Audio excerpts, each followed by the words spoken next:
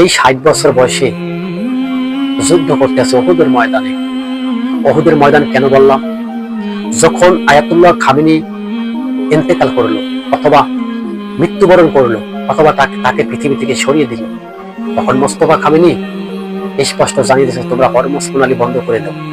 মানে হরমুজ প্রণালী পুরোটাই বন্ধ করে দিছে মোস্তফা খামেনি। সে ভাষণে বলছে যে হরমুজ প্রণালী আমরা বন্ধ করতে বাধ্য। এই হরমুজ প্রণালী যদি ছেড়ে দেওয়া হয়, এই আমেরিকা ইসরায়েল মিলে ইরানকে পুরোটা ধ্বংস করে ফেলবে। তা কিন্তু মোস্তফা খামেনি বুঝে ফেলছে। আর এই মোস্তফা খামেনি, আপনি দেখুন তো, মোস্তফা আল্লাহ কি জানি নাম, মোস্তফা খামেনি, এই নামটা শুনলে তো ইহুদিদের কলিজার ভিতরে পানি থাকে না। তারা বলে পানির বোতল নিয়ে আসলে একটু পানি খাই। এই মোস্তফা খামেনি চেহারাটার দিকে একবার তাকিয়ে দেখুন, চিনেন কিনা?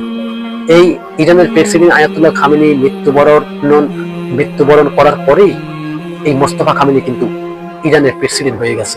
এবং এই মোস্তফা খামেনি যুদ্ধে কিন্তু লড়ে যাইতেছে ইসরায়েল আমেরিকার সাথে। তবে ইসরায়েলিরা কিন্তু পালানো শুরু করছে। কিরে ভাই, ওই যে বলছে তারা পালানোর জায়গাও থাকবে না, পাথরটা পালে বলে দেবে যে আমার পিছনে ইহুদি আছে, তাকে হত্যা করো। এখন যুদ্ধ তো ওই রকমেরই চলছে।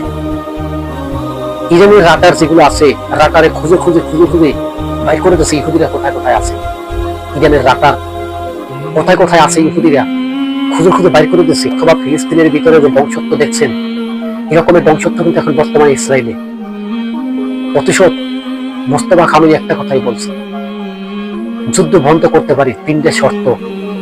এই 3টে শর্ত যদি মেনে নেওয়া হয় তবে যুদ্ধ বন্ধ হবে। শর্ত কি? 1 নম্বরে শর্ত, চুক্তিনামায় স্বাক্ষর করতে হবে, চিরস্থায়ী যুদ্ধ আর করতে পারবে না ইরানে। আমেরিকারে এরকমের শর্ত বেঁধে দিয়েছে। 2 নম্বরে শর্ত, তারা আত্মরক্ষার জন্য তাদের পারমাণবিক অস্ত্রের বোমা বানানোর কার্যক্রম চালিয়ে যাবে। এই শর্তটা যখন আমেরিকার সাথে বেঁধে দিল, আমেরিকারা কিন্তু মেনে নিল না। তারা কিন্তু বলছে যুদ্ধ চালিয়ে যাব, এই শর্ত মেনে নেওয়া হবে না। তবে ইরানের একটা কথা বলছে যে যুদ্ধ বন্ধ করতে পারি, তবে আমাদের ইরানের ভিতরে যত ক্ষতি হয়েছে, যত অর্থনীতি ডাউন হয়েছে, এই সমস্ত সব ক্ষতিপূরণ আমেরিকার ইসরায়েলের দিতে হবে। আজও কি শর্ত আমেরিকা মানবে? ওরা তো গাদ্দার। গাদ্দারের কিন্তু পতন কিন্তু হয়ে গেছে, ইতিহাসের পাতায় আছে। গাদ্দারি করতে করতে করতে করতে কিন্তু তাদের কিন্তু পতন হয়ে গেছে। যেভাবে গাদ্দারি করছিল নমরুদ, সাদ্দাত, ফিরাউন, গাদ্দার করে কিন্তু টিকতে পারে না পৃথিবীর জমিনে, শেষ হয়ে গেছে। আর এখন গাদ্দারি করছে ডোনাল্ড ট্রাম্প, এখন গাদ্দারি করছে নেতানিয়াহু। তবে তাদের পতন হয়ে যাবে, সময়ের অপেক্ষা, দেখতে পারবেন যে তাদের পতন কিন্তু হয়ে গেছে। এই যে সমস্ত শর্তগুলো বেঁধে দিল ইরান, এই সমস্ত শর্ত কিছুই মানবে না আমেরিকা। আমেরিকা সাফ সাফ জানিয়ে দিচ্ছে, ইরানের যতদিন পতন না হবে ততদিন যুদ্ধ চালিয়ে যাবে। তবে যুদ্ধ ইরানও চালিয়ে যাওয়ার মতো সবকিছু প্রস্তুত।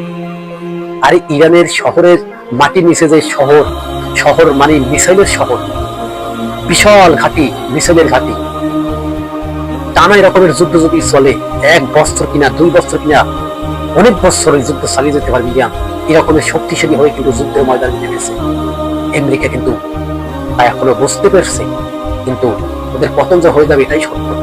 একদিকে যুদ্ধ চলছে ইরান আমেরিকায় ইসরায়েলে, অন্যদিকে কিন্তু ইরানের ভিতরে কালো পতাকা উড়ানো শুরু হয়ে গেছে।